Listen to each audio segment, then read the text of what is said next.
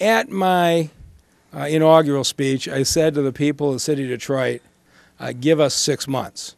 If you're thinking about leaving, give us 6 months. Not that for 1 second I think we're going to have the problems of this city solved in 6 months. We won't. We got a lot of work to do. But I felt like we could prove to people that we understand what the issues are that are causing people to want to leave Detroit, and we could address them effectively. And there isn't any doubt that the assessments in this town have been a source of great anger to a lot of Detroiters. And in the worst case, they have forced people from their homes. And as I said many times in the campaign trail, that I don't believe many of these assessments have been fair. And so today, we're announcing that the assessments for this coming year, the tax bills coming out in June and later in December, are going to be reduced for the great majority of Detroiters by between 5 and 20%.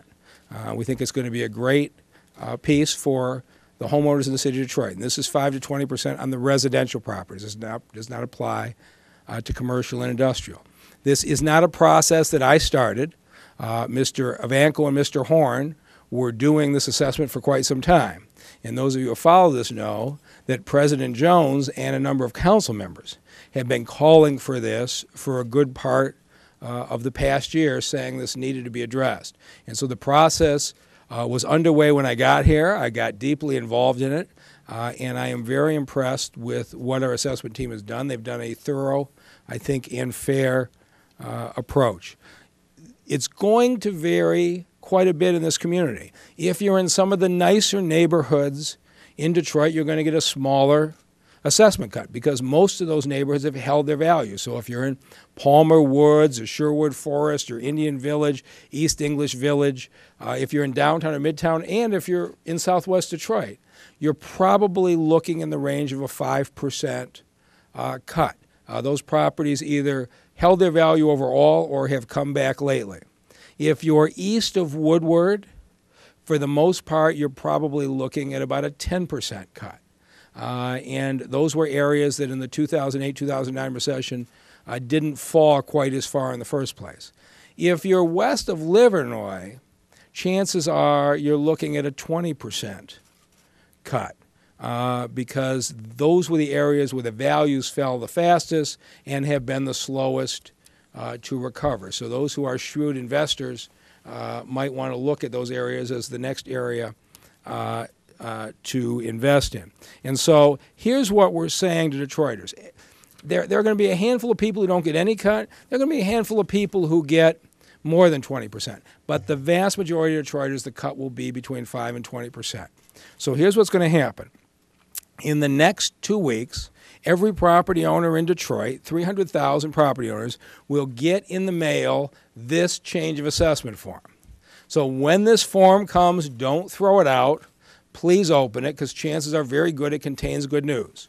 And when you open your change of assessment form, it will list for you what your property is assessed at, but most importantly, it will list the change in your property taxes from last year to this year.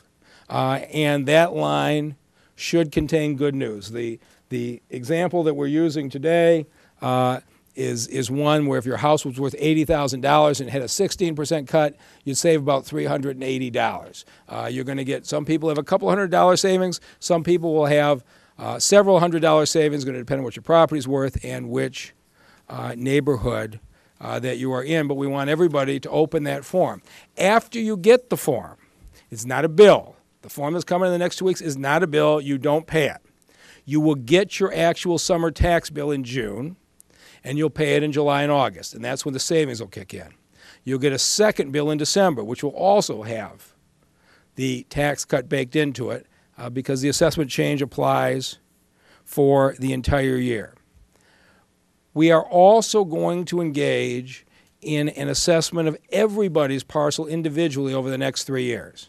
And so what the Department of Assessment is doing is they've got flights from above taking pictures, they've got vans going down the street taking pictures, and over the next 3 years, your individual parcel will be assessed based on that. They won't be knocking on your door to come inside. They'll do it with the exterior information. But we did not think it was appropriate to wait 3 years to start to give people assessment relief. And therefore, the Department of Assessment did this first cut, which I think is a fair approach, and then we'll go deal individually over the next few years. We are going to lose 12 or 13% in our property tax revenues next year. That was baked into the assumption that Mr. Orr and our Chief Financial Officer, John Hill, had baked in anyway because of the trend lines. I'm optimistic that when we assess people fairly, the revenues will actually come up. But this was baked into the budget assumptions for next year and is not going to further negatively impact what we had. And I'm going to emphasize again, these were assessments made by the professional assessors.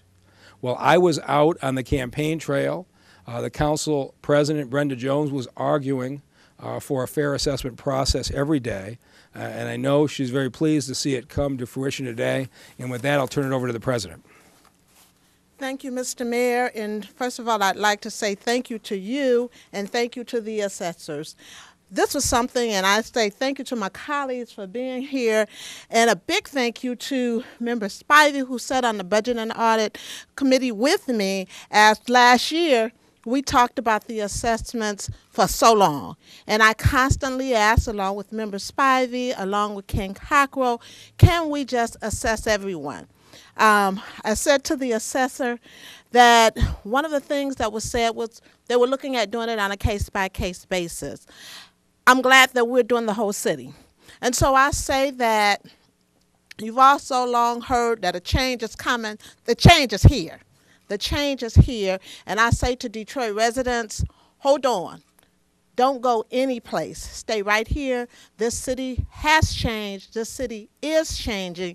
And we will continue to make the necessary changes that we need to see this city grow and to see this city improve. So again, thank you to the administration, thank you to the assessors, thank you to my colleagues for standing here, and thank you to you all for being here with us today. Thank you. Anybody have any questions? Let's start with, my recollection is as of last summer, the assessing department didn't even have a full complement of people who were even qualified to do the work. And I'm not suggesting these people are not. But I'm just trying to get a feel for where the assessor's office is and where is that being shorn up so that you can actually do the 3 to 5 year plan. Yeah, so as you may know, the technicalities require that for a city to do its own assessment, you need an assessor level 4, which is a pretty rare individual. And the city of Detroit hired Gary Evanko, who earlier in my career worked for me as the Wayne County assessor. And Alvin Horn has been doing yeoman's work here for years, and they're now starting to staff up. And I'll let Mr. Evanko speak to whether he's got the capacity to do this thoroughly. First of all, I want to thank the mayor and council president and members of the council for giving me the privilege to serve as the chief assessor for the great city of Detroit. By way of background, most of my career has been with the city of Dearborn. I was there from 1980 through 1993. From 93 to 2009, I was the director of assessment and equalization for Wayne County. I served under Mr. McNamara and later for Mr. Ficano. I have been with the city of Dearborn and now I'm with the city of Detroit. I am a level 4 assessor. I am a general certified appraiser by the state of Michigan, as well as holding a personal property examiner certificate. I have the qualifications and right now I have the opportunity to work in the greatest city in the state of Michigan. Are there any pockets that might actually see their assessments go up, places like Midtown, Parktown, any of those neighborhoods? Not this year. Not this year. Everybody, this year, assessments are going down throughout the city. I have noticed that in the Midtown area that prices have gone up, which means values are going up, and that will be on my radar for the following year. But at this year, you know, what we've done is what I would call assessment triage. And let's look at the city and the bigger pieces and get that and get it right-sized.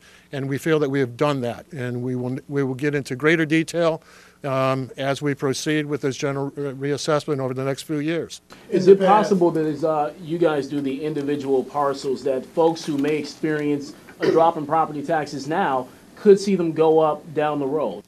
Yes, I mean, there's always that possibility. In fact, I mean, it would be the hope of all of us to see values go up in the city of Detroit. Now, to the extent that that does occur, let's keep in mind is that we have this thing called Prop A that's in place, which limits taxable value increases on an annual basis to no more than the rate of inflation, such that anywhere in Michigan today, if the assessor should have increased the assessment by 5, 10, 20, 100%, that taxable value would have only gone up 1.6%. That's the inflation rate that the assessors are using for this current assessment year. Obviously, there is a catch, and that is when you sell your house, that cap comes off, and your value would float up to the assessed value. But unless you sell your house, your value will only increase by the rate of inflation, or 5%, whichever's less. Now, there's been a lack of coordination in the past between city assessor and county tax people. Will that improve? Will you be able to reconcile the data between the two governments? Absolutely, absolutely. In fact, I conducted the studies, that resulted with these assessment increases that we're announcing today. However, I reviewed that with Mr. Philip Maston, who is the Director of Assessment and Equalization. Mr. Maston is in total concurrence with the overall reduction in the assessed value of residential properties within the city of Detroit. It's my obligation to take that greater percentage adjustment and allocate it to where it's needed most or least. When you talk about a 13% reduction in revenue, can you put a dollar value on that? I have to go back and look at it, but it's going to be, I think, in the $10 or $15 million range as far as next year's budget, but it's almost exactly where Mr. Orr and John Hill, the Chief Financial Officer, had it projected. And I want to go back to the question that was asked before about are there any areas where the property values have increased. And it's important to understand the way that Mr. Ivanko and their team did this is they looked at sales from 2011 through 2013. It's a 2-year look back. To the extent we've seen things coming up in the last year, and certainly the things that we've seen in Midtown, that hasn't been picked up. But they will be picked up in next year's assessments, and that's just the nature of the business. We'll catch up subject to the limits of the Proposition A cap. In your release, you talked about the hope is to have people pay then on delinquent property taxes. Right. Do you have an estimate as to how much money is out there delinquent that the city of Detroit could use? It's a huge number. I don't know if our finance people have it, but I mean, do we know? I don't. It's a huge number. But most of that is not realistic. I mean, they're foreclosing on 10 or 15,000 properties a year and selling them at the tax auction. So a lot of the houses that are being foreclosed on are abandoned houses and the like. And so any number I'd give you would just be a speculative number. But if we could just slow the rate of decline in the property tax revenues, which have been dropping significantly, that would be a significant step in the right direction.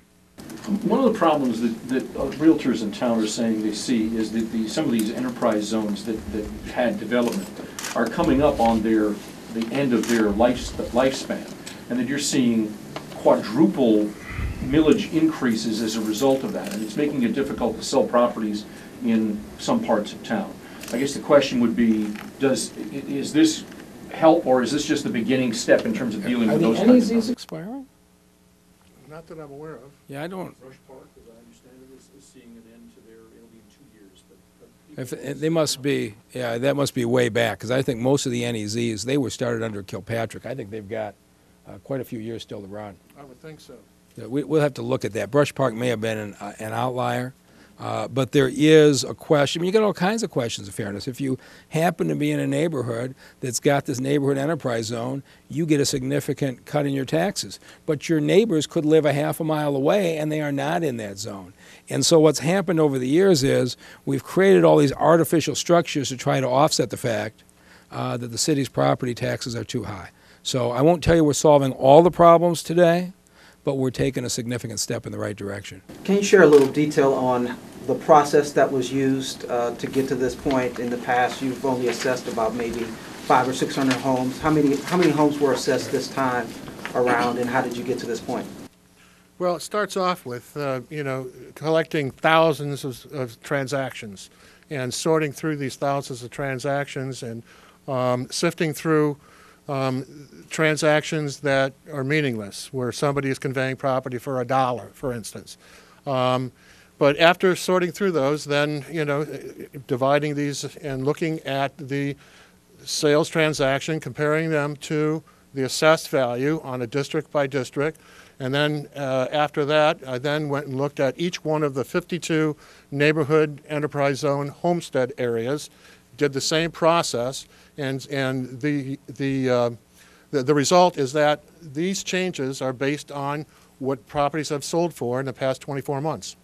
So Darren, the bottom line is, instead of going through 5 or 6% of the parcels and doing them on those individuals, what our assessment team did this year was take a couple of 100,000 parcels, go by areas and average them. And that, we think, was a fair process to do now, leading up to what will be the next 3 years of going through parcel by parcel. Was that small sample size the main reason for the overvaluing, or were there other reasons for that problem? Yeah, I just think that maybe the city had not moved as quickly as they should have to catch up to the market. I think that would probably be the perspective of most people in this town. All right. Thank you all very much for being here.